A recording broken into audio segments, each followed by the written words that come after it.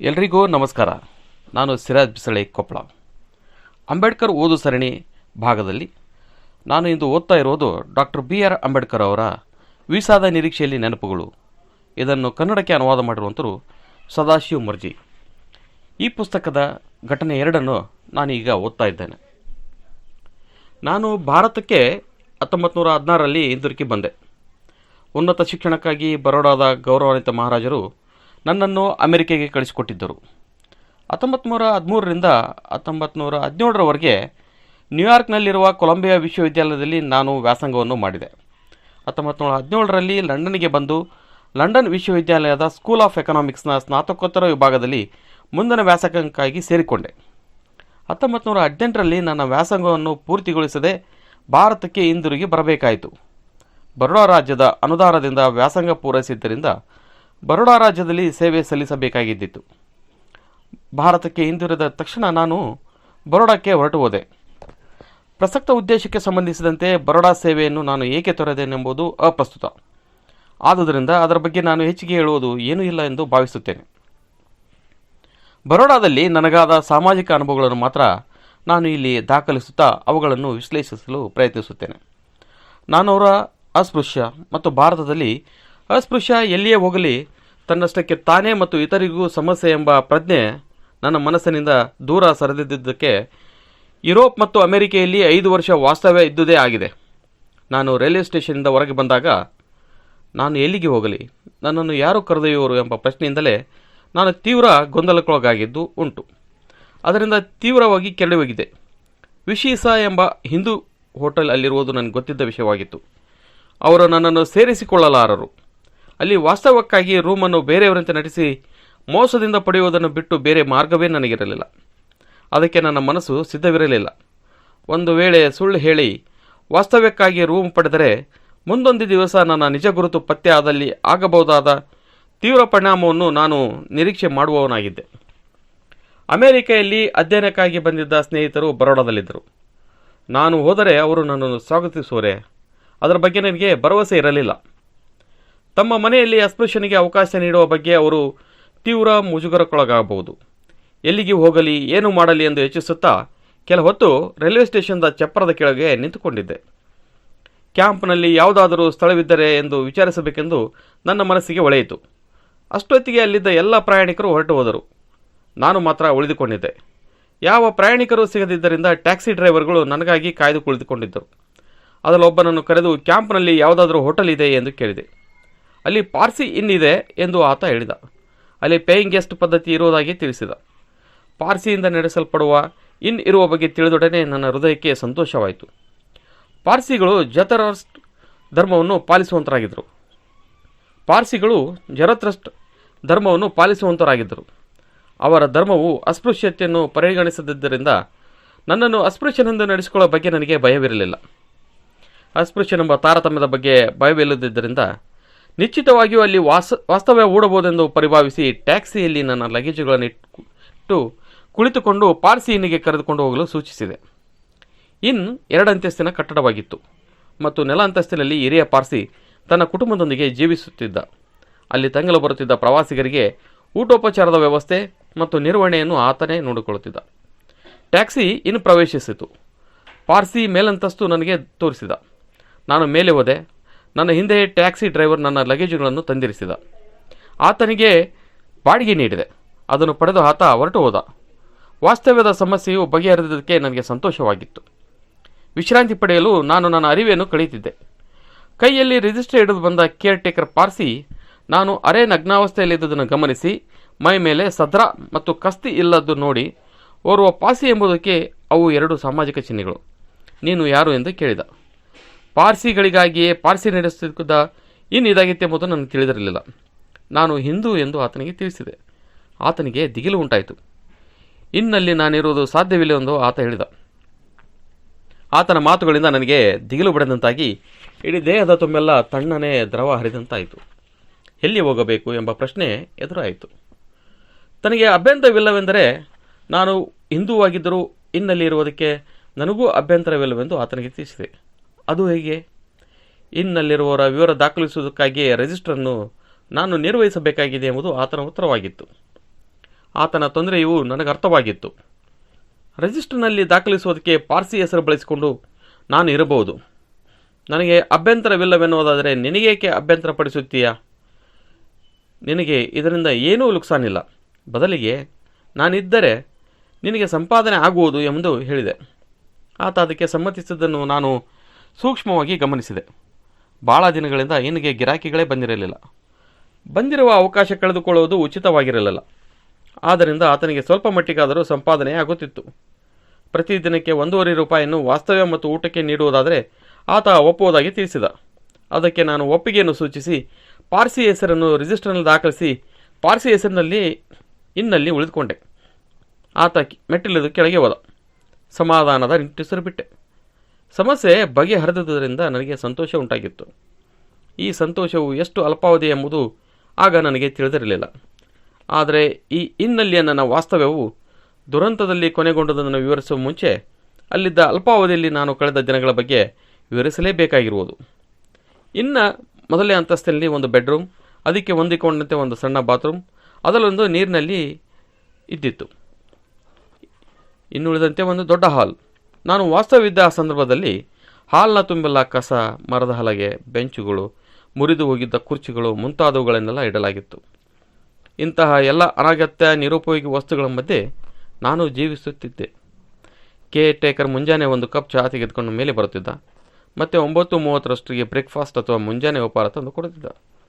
3ನೇ ಬಾರಿ ರಾತ್ರಿ 8:30 ನನ್ನ ರಾತ್ರಿ ಊಟ ತೆಗೆದುಕೊಳ್ಳಲು ಮೇಲೆ ಬರುತ್ತಿದ್ದ. ಯಾವುದನ್ನು ಉಪೇಕ್ಷೆ ಮಾಡಲು ಸಾಧ್ಯವಿಲ್ಲೋ ಅಂಥ ಅನಿವಾರ್ಯತೆ ಇದ್ದಾಗ ಮಾತ್ರ ಕೇರ್ ಟೇಕರ್ ಮೇಲೆ ಬರ್ತಿದ್ದನಲ್ಲದೆ ನನ್ನೊಂದಿಗೆ ಮಾತನಾಡಲು ಆತ ಎಂದಿಗೂ ಕ್ಷಣ ಹೊತ್ತು ಅಲ್ಲಿ ಉಳಿದುಕೊಳ್ಳುತ್ತಿರಲಿಲ್ಲ. ಹಾಗೆಯೇ ದಿನವನ್ನು ಕಳೆಯುತ್ತಿದ್ದೆ. ಬರೋಡಾದ ಮಹಾರಾಜರಿಂದ ಅಕೌಂಟೆಂಟ್ ಜನರಲ್ ಕಚೇರಿಯಲ್ಲಿ ನಾನು ಪರೀಕ್ಷಾರ್ಥಿಯಾಗಿ ನೇಮಕಗೊಂಡಿದ್ದೆ. ಕಚೇರಿ ಕೆಲಸಕ್ಕೆಂದು ಇನ್ನನ್ನು ಬೆಳಿಗ್ಗೆ 10 ಗಂಟೆಗೆ ಬಿಡುತ್ತಿದ್ದೆ ಮತ್ತು ರಾತ್ರಿ 8 ಗಂಟೆಗೆ ಇನ್ನಿಗೆ ವಾಪಸ್ಸಾಗುತ್ತಿದ್ದೆ. ಬಾಕಿ ಸಮಯವನ್ನು ಇನ್ನ ಹೊರಗೆ ಗೆಳೆಯರೊಂದಿಗೆ ಕಳೆಯುತ್ತಿದ್ದೆ. ರಾತ್ರಿ ಕಳೆಯಲು ಮಾತ್ರ ನಾನು ಇನ್ನಿಗೆ ಹೋಗುತ್ತಿದ್ದೆ. ಅಲ್ಲಿ ರಾತ್ರಿ ಕಳೆಯುವುದೆಂದರೆ ಒಂದು ಭಯಾನಕ ಅನುಭವ ಸರಿ. ಏಕೆಂದರೆ ರಾತ್ರಿ ವಿಶ್ರಾಂತಿ ಪಡೆಯಲು ಇನ್ನು ಬಿಟ್ಟರೆ ಇಡೀ ಆಕಾಶದ ಕೆಳಗೆ ನನಗೊಂದೇ ಒಂದು ಆಶ್ರಯವಿರಲಿಲ್ಲ. ಇನ್ನು ಮೊದಲನೇ ಅಂತಸ್ತಿನಲ್ಲಿ ಮಾತನಾಡಲು ಇತರೆ ಯಾವುದೇ ನರಪ್ರಾಣಿಯೂ ಇರಲಿಲ್ಲ. ಅಲ್ಲಿ ನಾನು ಏಕಾಂಗಿಯಾಗಿರುತ್ತಿದ್ದೆ. ಇಡೀ ಹಾಲ್ ತುಂಬೆಲ್ಲ ಕತ್ತಲು ತುಂಬಿಕೊಂಡಿರುತ್ತಿತ್ತು. ಕತ್ತಲೆ ದೂರ ಮಾಡಲು ಅಲ್ಲಿ ವಿದ್ಯುತ್ ಸಂಪರ್ಕವಾಗಲಿ ಇಲ್ಲವೇ ಚಿಮಣಿ ಬುಡ್ಡಿಗಳಾಗಲಿ ಇರಲಿಲ್ಲ. ನನ್ನ ಉಪಯೋಗಕ್ಕಾಗಿ ಒಂದು ಸಣ್ಣ ಬುಡ್ಡಿ ದೀಪವನ್ನು ಕೇರ್ ಟೇಕರ್ ಮೇಲೆ ತಂದಿಟ್ಟಿರುತ್ತಿದ್ದ. ಕೆಲವು ಇಂಚುಗಳ ಹೊರಗೆ ಅದರ ಬೆಳಕು ಬೀಳುತ್ತಿರಲಿಲ್ಲ. ಕತ್ತಲು ಮನೆಯಲ್ಲಿ ನಾನಿರುವುದೆನೆಂದು ಅನಿಸತೊಡಗಿತ್ತು ಮತ್ತು ಮಾತಾಡಲು ಇನ್ನೊಬ್ಬ ಮನುಷ್ಯನ ಬರುವಿಕೆಗಾಗಿ ಹಂಬಲಿಸುತ್ತಿದ್ದೆ. ಇತರೆ ಮನುಷ್ಯರ ಸಂಪರ್ಕದ ಗೈರು ಹಾಜರಿ ಅಥವಾ ಅನುಪಸ್ಥಿತಿಯ ಕೊರತೆಯನ್ನು ನೀಗಿಸಲು ನಾನು ಪುಸ್ತಕಗಳ ಮೊರೆ ಹೋಗುತ್ತಿದ್ದೆ ಮಾತ್ರವಲ್ಲ, ಓದು ಮತ್ತು ಬರೀ ಓದುವುದು ನನ್ನ ಹವ್ಯಾಸವಾಗಿ ಬೆಳೆಯತೊಡಗಿತು. ಓದಿನಲ್ಲಿ ಸಂಪೂರ್ಣ ಲೀನವಾಗುವುದರ ಮೂಲಕ ನನ್ನ ಏಕಾಂಗಿತನವನ್ನು ಮರೆತು ಬಿಡಲು ಪ್ರಯತ್ನಿಸುತ್ತಿದ್ದೆ. ಹಾಲನ್ನೇ ತಮ್ಮ ವಾಸಸ್ಥಾನ ಮಾಡಿಕೊಂಡಿದ್ದ ಕಣ್ಣು ಕಪ್ಪಡಿಗಳ ಕಲರವ ಮತ್ತು ಹಾರಾಟವು ನನ್ನ ಏಕಾಗ್ರತೆಗೆ ಭಂಗವನ್ನು ತರುತ್ತಿದ್ದುದನ್ನು ಮರೆಯಲು ಪ್ರಯತ್ನಿಸಿದಷ್ಟು ನನ್ನ ಮನಸ್ಸು ಪದೇ ಪದೇ ಅದರ ಬಗ್ಗೆ ಯೋಚಿಸುವಂತೆ ಮಾಡಿ ಮನಸ್ಸಿನ ಮೇಲೆ ಗಾಯವನ್ನು ಉಂಟು ಮಾಡುತ್ತಿದ್ದವು. ಎಷ್ಟೋ ಸಾರಿ ನಾನು ತೀವ್ರವಾಗಿ ಕೋಪಗೊಂಡದ್ದಿದೆ. ಕತ್ತಲ ಕೋಣೆಯಾದರೂ ಪರವಾಗಿಲ್ಲ, ಕೊನೆಯ ಪಕ್ಷ ವಾಸಕ್ಕೊಂದು ಸ್ಥಳವಿದೆಯಲ್ಲ. ವಾಸಕ್ಕೊಂದು ಸ್ಥಳವಿಲ್ಲದಿರೋದಕ್ಕಿಂತ ಇಂಥ ವಾಸಸ್ಥಳ ಸಿಕ್ಕಿದೆಯಲ್ಲ ಎಂದು ನನ್ನ ದುಃಖ ಮತ್ತು ಕೋಪಕ್ಕೆ ನಾನೇ ಸಮಾಧಾನ ಪಟ್ಟುಕೊಂಡಿದ್ದೇನೆ. ನಾನು ಬಿಟ್ಟು ಬಂದಿದ್ದ ಲಗೇಜನ್ನು ಬಾಂಬೆಯಿಂದ ತಂದಿದ್ದ ನನ್ನ ಸಹೋದರ ಮಗ ನನ್ನ ಪರಿಸ್ಥಿತಿಯನ್ನು ನೋಡಿ ಜೋರಾಗಿ ಅಳಲು ಪ್ರಾರಂಭಿಸಿದ. ಹೀಗಾಗಿ ಆತನನ್ನು ಕೂಡಲೇ ಬಾಂಬೆಗೆ ಹಿಂತಿರುಗಿ ಕಳಿಸಿಬಿಟ್ಟೆ. ಒಬ್ಬ ಪಾರ್ಸಿಯ ಮಾರುವೇಷದಲ್ಲಿ ಪಾರ್ಸಿ ಇನ್ನಲ್ಲಿ ನಾನು ಬದುಕಿದ ದಾರುಣ ಸ್ಥಿತಿ ಇದಾಗಿತ್ತು. ಒಂದಿಲ್ಲ ಒಂದು ದಿನ ನನ್ನ ನಿಜ ರೂಪ ಗೊತ್ತಾಗುವುದು ಖಚಿತ. ಎಷ್ಟು ದಿವಸ ಪಾರ್ಸಿಯ ಮಾರುವೇಷದಲ್ಲಿ ಬದುಕಲು ಸಾಧ್ಯವೆಂಬುದು ನನಗಾಗಲೇ ತಿಳಿದು ಬಿಟ್ಟಿದ್ದಿತು. ಆದುದರಿಂದ ವಾಸ್ತವಕ್ಕಾಗಿ ಸ್ಟೇಟ್ ಬಂಗ್ಲೆಯಲ್ಲಿ ರೂಮ್ ಪಡೆಯಲು ಪ್ರಯತ್ನ ಪಡುತ್ತಲೇ ಇದ್ದೆ. ನನಗಿರುವಷ್ಟು ತೀವ್ರತೆಯು ಪ್ರಧಾನಮಂತ್ರಿಗೆ ಇರಲಿಲ್ಲವಾದುದರಿಂದ ನನಗೆ ಸ್ಟೇಟ್ ಬಂಗ್ಲೆಯಲ್ಲಿ ಸ್ಥಳಾವಕಾಶ ಒದಗಿಸುವ ಬಗ್ಗೆ ಉದಾಸೀನತೆಯಿಂದ ಅವರು ನಡೆದುಕೊಳ್ಳುತ್ತಿದ್ದರು. ಅಧಿಕಾರಿಯಿಂದ ಅಧಿಕಾರಿಗೆ ನನ್ನ ಮನವಿಯು ರವಾನಿಸಲ್ಪಟ್ಟಿತು ಮತ್ತು ಅದಕ್ಕೆ ಕೊನೆಯ ಉತ್ತರ ನನಗೆ ದೊರೆಯುವ ಮುಂಚೆಯೇ ನನ್ನ ಅಂತಿಮ ಅದೃಷ್ಟವು ಮುಗಿದು ಹೋಗಿದ್ದಿತ್ತು. ಅದು ಇನ್ನಲ್ಲಿ ನಾನು ವಾಸ್ತವ್ಯ ಹೂಡಿದ್ದ 11ನೇ ದಿನವಾಗಿದ್ದಿತು. ಮುಂಜಾನೆಯ ಬ್ರೇಕ್ಫಾಸ್ಟ್ ಮುಗಿಸಿ ಬಟ್ಟೆ ಧರಿಸಿ ಕಚೇರಿಗೆ ಹೋಗಲು ಇನ್ನೇನು ರೂಮ್ನಿಂದ ಹೊರಬರಬೇಕೆಂದು ಅಂದುಕೊಳ್ಳುತ್ತಿದ್ದೆ. ಇಂದಿನ ದಿನ ಲೈಬ್ರರಿಯಿಂದ ಪಡೆದುಕೊಂಡಿದ್ದ ಪುಸ್ತಕಗಳನ್ನು ಲೈಬ್ರರಿಗೆ ಹಿಂತಿರುಗಿಸಲು ಪುಸ್ತಕ ಎತ್ತುಕೊಳ್ಳುತ್ತಿರುವಾಗ ಮೆಟ್ಟಿಲುಗಳ ಮೇಲೆ ಹಲವಾರು ಜನರು ಹತ್ತಿ ಬರುತ್ತಿರುವಂತೆ ಗದ್ದಲವಾಗುತ್ತಿದ್ದನ್ನು ಗಮನಿಸಿದೆ. ಇನ್ನಲ್ಲಿ ಉಳಿದುಕೊಳ್ಳಲು ಬಂದಿರಲು ಪ್ರವಾಸಿಗರಿರಬೇಕೆಂದು ಮತ್ತು ಅಂತಹ ಸ್ನೇಹಿತರು ಯಾರಿರಬೇಕೆಂದು ನೋಡಲು ಹೊರಬಂದೆ. ತಕ್ಷಣಕ್ಕೆ 1 ಡಜನ್ಗೂ ಹೆಚ್ಚು ಕೋಪಾವೇಶದಿಂದ ಕೂಡಿದ ದಡುತುಯಿ ಪಾರ್ಸಿಗಳು ಕೈಯಲ್ಲಿ ಬಡಿಗೆ ಮತ್ತು ಕಟ್ಟಿಗೆ ಹಿಡಿದುಕೊಂಡು ಶಸ್ತ್ರಸಜ್ಜಿತರಾಗಿ ನನ್ನ ರೂಮ್ ಕಡೆಗೆ ಬರುತ್ತಿದ್ದನ್ನು ಕಂಡೆ. ಅವರು ಪ್ರವಾಸಿಗರು ಅಲ್ಲ ಮತ್ತು ಸಹವಾಸಿಗಳು ಅಲ್ಲವೆಂದು ತಿಳಿದುಕೊಳ್ಳಲು ನನಗೆ ಸಮಯ ಬೇಕಾಗಿರಲಿಲ್ಲ ಮತ್ತು ತಕ್ಷಣ ಪರಿಸ್ಥಿತಿಯ ತೀವ್ರತೆಯನ್ನು ಗ್ರಹಿಸಲು ಪ್ರಯತ್ನಿಸಿದೆ. ನನ್ನ ರೂಮಿನ ಮುಂದೆ ಸಾಲಾಗಿ ನಿಂತರ ಅವರು ಒಬ್ಬರ ಮೇಲೊಬ್ಬರಂತೆ, ನೀನು ಯಾರು? ಇಲ್ಲಿಗೇಕೆ ಬಂದಿರುವೆ? ಪಾರ್ಸಿ ಹೆಸರನ್ನು ತೆಗೆದುಕೊಳ್ಳಲು ನಿನಗೆಷ್ಟು ಧೈರ್ಯ? ನೀಚನೆ, ನೀ ಪಾರ್ಸಿ ಇನ್ನನ್ನು ಮೈಲಿಗೆ ಮಾಡಿದೆ ಎಂದು ಪ್ರಶ್ನೆಗಳ ಸುರಿಮಳೆಯನ್ನೇ ಗೈದರು. ನಾನು ಶಾಂತವಾಗಿಯೇ ನಿಂತಿದ್ದೆ. ನಾನು ಉತ್ತರಿಸುವ ಗೋಜಿಗೆ ಹೋಗಲಿಲ್ಲ. ನಾನು ಪಾರ್ಸಿ ಮಾರು ವೇಷದಲ್ಲಿದ್ದುದರ ಬಗ್ಗೆ ಏನೂ ಹೇಳಲು ಪ್ರಯತ್ನಿಸಲಿಲ್ಲ. ಅದೊಂದು ವಂಚನೆಯಾಗಿತ್ತು. ಆ ವಂಚನೆಯು ಬಯಲುಗೊಂಡಿದ್ದಿತು. ನಾ ಆಡುತ್ತಿದ್ದ ಆಟವನ್ನು ಮುಂದುವರಿಸಲು ಪ್ರಯತ್ನಪಟ್ಟಿದ್ದರೆ ನನ್ನ ಜೀವನೇ ಅಂತ್ಯವಾಗುವಂಥ ಮಾರಣಾಂತಿಕ ಹಲ್ಲೆಯನ್ನು ಅಲ್ಲಿ ಸೇರಿದ್ದ ಧರ್ಮಾಂಧ ಪಾರ್ಸಿಗಳು ಮಾಡುವ ಪರಿಸ್ಥಿತಿ ಅರಿತುಕೊಳ್ಳುವುದು ಕಷ್ಟವಿರಲಿಲ್ಲ. ನನ್ನ ಶಾಂತಚಿತ್ತತೆ ಮತ್ತು ಮೌನಗಳು ಅಪಾಯದಿಂದ ನನ್ನನ್ನು ಪಾರು ಮಾಡಿದವು. ರೂಮು ಬಿಟ್ಟು ಹೋಗಬೇಕೆಂದು ಯೋಚಿಸುತ್ತಿರುವಾಗಲೇ ಅವರಲ್ಲೊಬ್ಬ ನನ್ನನ್ನು ಕೇಳಿದ. ಆ ಹೊತ್ತಿನಲ್ಲಿ ನನಗೆ ನೀಡಿದ ಆಶ್ರಯ ನನ್ನ ಜೀವನಕ್ಕಿಂತ ಅಮೂಲ್ಯ ಎಂಬುದನ್ನು ನಾನು ಪರಿಭಾವಿಸಿದ್ದೆ. ಆ ಪ್ರಶ್ನೆಯಲ್ಲಡಗಿದ ಭಯವು ಭಯಂಕರವಾದುದಾಗಿತ್ತು. ಕೊನೆಯ ಪಕ್ಷ 1 ವಾರದ ಮಟ್ಟಿಗಾದರೂ ಅಲ್ಲಿ ಉಳಿದುಕೊಳ್ಳೋದಕ್ಕೆ ಅವಕಾಶ ನೀಡಬೇಕೆಂದು ನನ್ನ ಮೌನವನ್ನು ಮುರಿಯುತ್ತಾ ಕೇಳಿದೆ. ಏತನ ಮಧ್ಯೆ ಸರ್ಕಾರಿ ಬಂಗ್ಲೆಯಲ್ಲಿ ನನಗೆ ಆಶ್ರಯ ನೀಡಲು ಸಲ್ಲಿಸಿದ ಅರ್ಜಿಯನ್ನು ಪರಿಗಣಿಸಿ ಪ್ರಧಾನಮಂತ್ರಿ ಸ್ಟೇಟ್ ಬಂಗ್ಲೆಯಲ್ಲಿ ರೂಮ್ ನೀಡಬಹುದೆಂದು ನಾನು ಯೋಚಿಸಿದ್ದೆ. ಆದರೆ ಇದಾವುದನ್ನು ಕೇಳುವ ಪರಿಸ್ಥಿತಿಯಲ್ಲಿ ಪಾರ್ಸಿಗಳಿರಲಿಲ್ಲ. ಅವರು ನನಗೆ ಕಟ್ಟ ಕಡೆ ಎಚ್ಚರಿಕೆ ನೀಡಿದರು. ಸಂಜೆಯಷ್ಟೊತ್ತಿಗೆ ನಾನು ಇನ್ನಲ್ಲಿರಬಾರದೆಂದು ಅವರ ಇಚ್ಛೆಯಾಗಿದ್ದಿತು. ನಾನು ಸಾಮಾನು ಸರಂಜಾಮುಗಳನ್ನು ಕಟ್ಟಿಕೊಂಡು ಹೋಗಲೇಬೇಕಾದ ಪರಿಸ್ಥಿತಿ ಇತ್ತು. ಇಲ್ಲದಿದ್ದರೆ ಗಂಭೀರ ಪರಿಣಾಮ ಎದುರಿಸಬೇಕಾಗಿ ಬರಬಹುದೆಂದು ತಿಳಿಸಿ ಅವರು ಹೊರಟು ಹೋದರು. ನನಗೆ ದಿಗ್ಭ್ರಮೆಯಾಯಿತು. ನನ್ನ ಹೃದಯವು ಅಸಹಾಯಕತೆಯಿಂದ ಕುಸಿದು ಹೋದಂತಾಯಿತು. ನನ್ನ ಅಸಹಾಯಕತೆ ಮತ್ತು ಅತಂತ್ರ ಪರಿಸ್ಥಿತಿಗಳೆಲ್ಲವನ್ನು ಶಪಿಸುತ್ತಲೇ ದುಃಖದಿಂದ ಹತ್ತುಬಿಟ್ಟೆ. ಆಸರೆಯನ್ನು ಅತ್ಯಮೂಲ್ಯ ವಸ್ತುವಿನಿಂದ ವಂಚನೆಗೊಳಗಾಗಿದ್ದೆ. ಅದು ಬಂದಿಖಾನೆಯಲ್ಲಿರುವ ಅಪರಾಧಿಯ ಸೆಲ್ಗಿಂತ ಉತ್ತಮವಾದುದೇನಾಗಿರಲಿಲ್ಲ. ಆದರೂ ನನಗೆ ಅತ್ಯಮೂಲ್ಯವಾದುದಾಗಿತ್ತು. ಪಾರ್ಸಿಗಳು ಅಲ್ಲಿಂದ ಹೋದ ನಂತರ ಈ ಸಮಸ್ಯೆಗೆ ಪರಿಹಾರ ಕಂಡುಹಿಡಿಯಲು ಕೆಲವೊತ್ತು ಯೋಚಿಸುತ್ತಾ ಕುಳಿತುಕೊಂಡೆ. ನನಗೆ ಸ್ಟೇಟ್ ಬಂಗ್ಲೆಯಲ್ಲಿ ಸದ್ಯದಲ್ಲಿಯೇ ರೂಮಿನ ಅವಕಾಶ ಸಿಕ್ಕು ನನ್ನ ಸಮಸ್ಯೆ ಪರಿಹಾರವಾಗಬಹುದೆಂದು ನನಗೆ ಭರವಸೆ ಇದ್ದಿತು. ನನ್ನ ಸಮಸ್ಯೆಯು ತಾತ್ಕಾಲಿಕ ಸಮಸ್ಯೆಯಾಗಿದ್ದು ಸ್ನೇಹಿತರ ಹತ್ತಿರ ಹೋಗುವುದೇ ಸೂಕ್ತ ಪರಿಹಾರ ಎಂದು ನಾನು ಯೋಚಿಸುತ್ತಿದ್ದೆ. ಬರೋಡಾ ರಾಜ್ಯದಲ್ಲಿ ಯಾರೂ ಅಸ್ಪೃಶ್ಯ ಸ್ನೇಹಿತರು ನನಗಿರಲಿಲ್ಲ. ಆದರೆ ಇತರೆ ವರ್ಗಗಳಲ್ಲಿ ಸ್ನೇಹಿತರಿದ್ದರು. ಅವರಲ್ಲಿ ಒಬ್ಬನು ಹಿಂದೂ ಮತ್ತು ಇನ್ನೊಬ್ಬನು ಭಾರತೀಯ ಕ್ರಿಶ್ಚಿಯನ್ನಾಗಿದ್ದ. ಮೊದಲು ಹಿಂದೂ ಸ್ನೇಹಿತರ ಹತ್ತಿರ ಹೋಗಿ ನನಗೊದಗಿ ಬಂದಿರುವ ದುರ್ದಶೆ ಬಗ್ಗೆ ಹೇಳಿದೆ. ಆತ ನಿಜವಾಗಿಯೂ ಉದಾತ್ತವಾದಿಯೂ ನಿಷ್ಕಲ್ಮಶ ಹೃದಯವಂತನೂ ಆದ ಸ್ನೇಹಿತನಾಗಿದ್ದನಲ್ಲದೆ ಆತನು ದುಃಖಿತನು ಮತ್ತು ಕೋಪಿಷ್ಟನೂ ಆಗಿದ್ದ. ಆದಾಗ್ಯೂ ಆತ ಒಂದು ವಿಶ್ಲೇಷಣೆ ಮಾಡಿದ. ನೀನು ನನ್ನ ಮನೆಗೆ ಬಂದರೆ ನನ್ನ ಸೇವಕರು ಕೆಲಸ ಬಿಟ್ಟು ಹೋಗಬಹುದು ಎಂದು ಸ್ನೇಹಿತ ಹೇಳಿದನು. ಆತನ ಶಬ್ದಗಳ ಒಳ ಅರ್ಥ ಗ್ರಹಿಸಿದ ನಾನು ನನಗೆ ಆಶ್ರಯ ನೀಡುವಂತೆ ಆತನನ್ನು ಒತ್ತಾಯಿಸಲಿಲ್ಲ. ಭಾರತೀಯ ಕ್ರಿಶ್ಚಿಯನ್ ಸ್ನೇಹಿತನ ಹತ್ರ ನಾನು ಹೋಗಲಿಲ್ಲ. ಒಂದು ಸಾರಿ ನನ್ನ ಮನೆಗೆ ಬಂದು ಅಲ್ಲೇ ವಾಸ್ತವ್ಯವನ್ನು ಹೂಡು ಎಂದು ಆತ ನನ್ನನ್ನು ಆಹ್ವಾನಿಸಿದ್ದ. ಪಾರ್ಸಿ ಇನ್ನಲ್ಲಿಯೇ ಉಳಿಯಲು ಇಚ್ಛಿಸಿ ಆತನ ಆಹ್ವಾನವನ್ನು ನ್ಯಾಯವಾಗಿಯೇ ತಿರಸ್ಕರಿಸಿದ್ದೆ. ಅದಕ್ಕೆ ಕಾರಣವೆಂದರೆ ಆತನ ಹವ್ಯಾಸಗಳು ನನಗೆ ಹಿಡಿಸುವಂಥವುಗಳಾಗಿರಲಿಲ್ಲ. ಈಗ ಹೋಗುವುದೆಂದರೆ ತಿರಸ್ಕಾರವನ್ನು ಆಹ್ವಾನಿಸಿದಂತೆ. ಆಸರೆಯನ್ನು ಹುಡುಕುವ ಅವಕಾಶವನ್ನು ಯಾವ ಕಾರಣಕ್ಕೂ ಬಿಡಬಾರದೆಂದು ಯೋಚಿಸುತ್ತಲೇ ನಾನು ಕಚೇರಿಗೆ ತೆರಳಿದೆ. ತನ್ನ ಮನೆಯಲ್ಲಿ ಆಸರೆ ನೀಡುವಂತೆ ಕ್ರಿಶ್ಚಿಯನ್ ಸ್ನೇಹಿತರ ಹತ್ತಿರ ಹೋಗಿ ಕೇಳುವುದೆಂದು ತೀರ್ಮಾನಿಸಿದೆ. ನಾನು ಈ ವಿಷಯವನ್ನು ಪ್ರಸ್ತಾಪಿಸುತ್ತಲೇ ಬೇರೆ ಸ್ಥಳಕ್ಕೆ ತೆರಳಿರುವ ತನ್ನ ಹೆಂಡತಿ ನಾಳೆ ಬರೋಡಕ್ಕೆ ಬರುವಳೆಂದು ಮತ್ತು ಈ ಕುರಿತು ಆಕೆಯನ್ನು ಸಲಹೆ ಪಡೆಯುವನೆಂದು ತಿಳಿಸಿದ. ಅದೊಂದು ತೀರಾ ಚಾತುರ್ಯದಿಂದ ಕೂಡಿದ ಉತ್ತರವಾಗಿತ್ತೆಂದು ನನಗೆ ತಿಳಿಯಿತು. ಆತ ಮತ್ತು ಆತನ ಹೆಂಡತಿ ಮೂಲತಃ ಬ್ರಾಹ್ಮಣ ಜಾತಿಗೆ ಸೇರಿದವರಾಗಿದ್ದರಲ್ಲದೆ ಕ್ರಿಶ್ಚಿಯನ್ ಧರ್ಮಕ್ಕೆ ಮತಾಂತರಗೊಂಡ ನಂತರ ಗಂಡನ ಚಿಂತನೆಯಲ್ಲಿ ಉದಾರವಾಗಿದ್ದ. ಹೆಂಡತಿ ಮಾತ್ರ ಸಂಪ್ರದಾಯ ಸ್ಥಳಾಗಿದ್ದಳು. ಅಸ್ಪೃಶ್ಯನೊಬ್ಬ ಅವರ ಮನೆಯಲ್ಲಿ ಆಶ್ರಯ ಪಡೆಯುವುದು ಆಕೆಗೆ ಸಮ್ಮತಿಸುತ್ತಿರಲಿಲ್ಲ.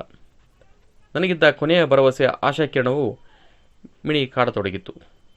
ನನ್ನ ಭಾರತೀಯ ಕ್ರಿಶ್ಚಿಯನ್ ಸ್ನೇಹಿತನ ಮನೆ ಬಿಟ್ಟಾಗ ಸಂಜೆ 4 ಗಂಟೆ ಆಗಿದ್ದಿತ್ತು. ಈಗ ಎಲ್ಲಿಗೆ ಹೋಗಬೇಕೆಂಬುದೇ ಎಕ್ಸ್ಟ್ರಾ ಪ್ರಶ್ನೆಯಾಗಿ ಪರಿಣಮಿಸಿತು. ನಾನು ಪಾರ್ಸಿಯನ್ನು ತೊರೆಯಲೇಬೇಕು. ಹಾಗೂ ಹೋಗಲು ಯಾವ ಸ್ನೇಹಿತರೂ ಇಲ್ಲ. ನನಗುಳಿದ ಏಕೈಕ ಪರ್ಯಾಯವೆಂದರೆ ಬಾಂಬೆಗೆ ಹಿಂದಿರುಗುವುದು. ಬಾಂಬೆಗೆ ತೆರಳುವ ರೈಲ್ವೆಯು ಬರೋಡಾವನ್ನು ರಾತ್ರಿ 9 ಗಂಟೆಗೆ ಬಿಡುವುದಿತ್ತು. ಇನ್ನೂ 5 ತಾಸು ಹೇಗೆ ಕಳೆಯುವುದು? ಎಲ್ಲಿ ಕಳೆಯುವುದು? ಪಾರ್ಸಿಯನ್ನಿಗೆ ನಾನು ಹೋಗಲೇ? ನನ್ನ ಸ್ನೇಹಿತರ ಹತ್ತಿರ ಹೋಗಲೇ? ಇನ್ನಿಗೆ ಹಿಂತಿರುಗಿ ಹೋಗಲು ನನಗೆ ಧೈರ್ಯವೇ ಸಾಲದಾಯಿತು. ಪಾರ್ಸಿಗಳು ಪುನಃ ಬಂದು ನನ್ನ ಮೇಲೆ ಆಕ್ರಮಣ ಮಾಡಬಹುದೆಂದ ಭಯ ನನ್ನಲ್ಲಿ ಮನೆ ಮಾಡಿದಿತ್ತು. ನನ್ನ ಸ್ನೇಹಿತರ ಹತ್ತಿರ ಹೋಗಲು ನಾನು ಇಷ್ಟಪಡಲಿಲ್ಲ. ನನ್ನ ಪರಿಸ್ಥಿತಿಯು ಚಿಂತಾಜನಕವಾಗಿತ್ತು. ಇನ್ನೂ ಹೆಚ್ಚಿನ ಅನುಕಂಪಕ್ಕೆ ನನ್ನನ್ನು ಒಡ್ಡಿಕೊಳ್ಳುವುದು ನನಗಿಷ್ಟವಿಲ್ಲದ ಮಾತಾಗಿತ್ತು. ನಗರ ಮತ್ತು ಕ್ಯಾಂಪ್ನ ಗಡಿ ಹೆಂಚಿಗೆ ಹೊಂದಿಕೊಂಡಿದ್ದ ಕಾಂಪಿಟಿ ಭಾಗ ಎನ್ನುವ ಸಾರ್ವಜನಿಕ ಉದ್ಯಾನದಲ್ಲಿ 5 ತಾಸು ಕಳೆಯುವುದೆಂದು ತೀರ್ಮಾನಿಸಿದೆ. ನನಗಾದ ಅನುಭವ ಮತ್ತು ನಡೆದ ಘಟನೆಯ ಬಗ್ಗೆ ವಿಷಾದ ಮತ್ತು ಅರ್ಧಂಬರ್ಧ ಮನಸ್ಸಿನ ಸ್ಥಿತಿಯಲ್ಲಿ ಅಲ್ಲಿ ಕುಳಿತುಕೊಂಡೆ. ನನ್ನ ತಂದೆ ಮತ್ತು ತಾಯಿ ತಾವು ಚಿಕ್ಕರಿದ್ದಾಗ ಎಂಥ ಕಠಿಣ ಪರಿಸ್ಥಿತಿಯನ್ನು ಎದುರಿಸಿರಬಹುದೆಂಬ ಆಲೋಚನೆಯಲ್ಲೇ ಕಾಲ ಕಳೆದೆ. ಸಂಜೆ 8 ಗಂಟೆಯಷ್ಟೊತ್ತಿಗೆ ಉದ್ಯಾನದಿಂದ ಹೊರಬಂದು ಟ್ಯಾಕ್ಸಿ ಪಡೆದು ಇನ್ನಿಗೆ ಹೋಗಿ ನನ್ನ ಲಗೇಜುಗಳನ್ನು ಕೆಳಗೆ ತೆಗೆದುಕೊಂಡು ಬಂದೆ. ಕೇರ್ಟೇಕರ್ ಹೊರಬಂದು ನಿಂತ. ನಾನಾಗಲಿ ಅಥವಾ ಅವನಾಗಲಿ ಪರಸ್ಪರ ಒಂದು ಮಾತನ್ನು ಆಡಲಿಲ್ಲ. ಈ ತೊಂದರೆದಾಯಕ ಪರಿಸ್ಥಿತಿಗೆ ನನ್ನನ್ನು ತಳ್ಳುವಂತೆ ಮಾಡಲು ನಾನೇ ಜವಾಬ್ದಾರನೆಂದು ಆತ ಅಂದಿಕೊಂಡಿದ್ದ. ಆತನಿಗೆ ಸಲ್ಲಬೇಕಾದ ಎಲ್ಲ ಬಿಲ್ಲುಗಳನ್ನು ಸಂದಾಯ ಮಾಡಿದೆ. ಅದನ್ನು ಆತ ಮೌನವಾಗಿಯೇ ಪಡೆದು ಮೌನವಾಗಿ ಹೊರಟು ಹೋದ. ಭಾರೀ ಭರವಸೆ ಇಟ್ಟುಕೊಂಡು ನಾನು ಬರೋಡಕ್ಕೆ ಹೋಗಿದ್ದೆನು. ಬೇರೆಲ್ಲ ಅವಕಾಶಗಳನ್ನು ತಿರಸ್ಕರಿಸಿ ಅಲ್ಲಿಗೆ ತೆರಳಿದ್ದೆ. ಅದು ಯುದ್ಧದ ಸಮಯವಾಗಿದ್ದಿತು. ಭಾರತೀಯ ಶೈಕ್ಷಣಿಕ ಸೇವೆಯಲ್ಲಿ ಹಲವಾರು ಹುದ್ದೆಗಳು ಖಾಲಿ ಇದ್ದವು. ಲಂಡನ್ನಲ್ಲಿ ಪ್ರಭಾವಿ ವ್ಯಕ್ತಿಗಳ ಪರಿಚಯವೂ ನನಗಿದ್ದಿತು. ಆದರೆ ಅದನ್ನು ಉಪಯೋಗಿಸುವುದು ನನಗೆ ಬೇಡವಾಗಿದ್ದರಿಂದ ಅದರ ಪ್ರಯೋಜನ ಪಡೆಯಲಿಲ್ಲ. ನನ್ನ ಶಿಕ್ಷಣಕ್ಕೆ ಧನ ಸಹಾಯ ಮಾಡಿದ ಬರೋಡಾದ ಮಹಾರಾಜರಿಗೆ ಮೊದಲ ಸೇವೆಗಳನ್ನು ಸಲ್ಲಿಸಬೇಕಾದುದು ನನ್ನ ಕರ್ತವ್ಯವಾಗಿದೆ ನಾನು ಪರಿಭಾವಿಸಿದ್ದೆ. ಕೇವಲ 11 ದಿವಸಗಳ ವಾಸ್ತವ್ಯದ ನಂತರ ಬರೋಡಾದಿಂದ ಬಾಂಬೆಗೆ ಹಿಂತಿರುಗುವ ಪರಿಸ್ಥಿತಿಯು ನಿರ್ಮಾಣವಾಗಿ ಬಿಟ್ಟಿತ್ತು. ಕೈಯಲ್ಲಿ ಬಡಿಗೆ ಹಿಡಿದು ಶಸ್ತ್ರಸಜ್ಜಿತರಾಗಿ ಕೊಚ್ಚುವ ಮನಸ್ಥಿತಿಯಲ್ಲಿ ನನ್ನ ಮುಂದೆ ನಿಂತಿದ್ದ ಡಜನ್ಗೂ ಹೆಚ್ಚು ಪಾರ್ಸಿಗಳು ಮತ್ತು ಭಯಭೀತನಾಗಿ ಪ್ರಾಣ ರಕ್ಷಣೆ ಮಾಡುವಂತೆ ದೈನ್ಯತೆಯಿಂದ ಅವರನ್ನು ಪ್ರಾರ್ಥಿಸಿದ್ದ ನನ್ನ ಸ್ಥಿತಿಯು 18 ವರ್ಷಗಳಾದರೂ ಕೂಡ ನನ್ನ ಮನಸ್ಸಿನಿಂದ ಮಾಸಿ ಹೋಗಲು ಸಾಧ್ಯವಾಗುವುದಿಲ್ಲ. ಅದನ್ನು ನಾನು ನೆನೆಸಿಕೊಳ್ಳುತ್ತೇ ಇರುತ್ತೇನೆ. ಆ ಸನ್ನಿವೇಶ ನೆನಪು ಮಾಡಿಕೊಂಡಾಗಲೆಲ್ಲ ನನ್ನ ಕಣ್ಣಲ್ಲಿ ನೀರು ತನ್ನಷ್ಟಕ್ಕೆ ತಾನೇ ಹರಿಯದೇ ಇರುವುದಿಲ್ಲ. ನನ್ನ ಜೀವನದಲ್ಲಿ ಮೊದಲ ಬಾರಿಗೆ ಹಿಂದೂಗಳಿಗೆ ಅಸ್ಪೃಶ್ಯನಾಗಿರುವವನು ಪಾರ್ಸಿಗಳಿಗೂ ಅಸ್ಪೃಶ್ಯನೇ ಎನ್ನುವುದನ್ನು ನಾನು ಕಲಿತುಕೊಂಡಿರುವೆನು.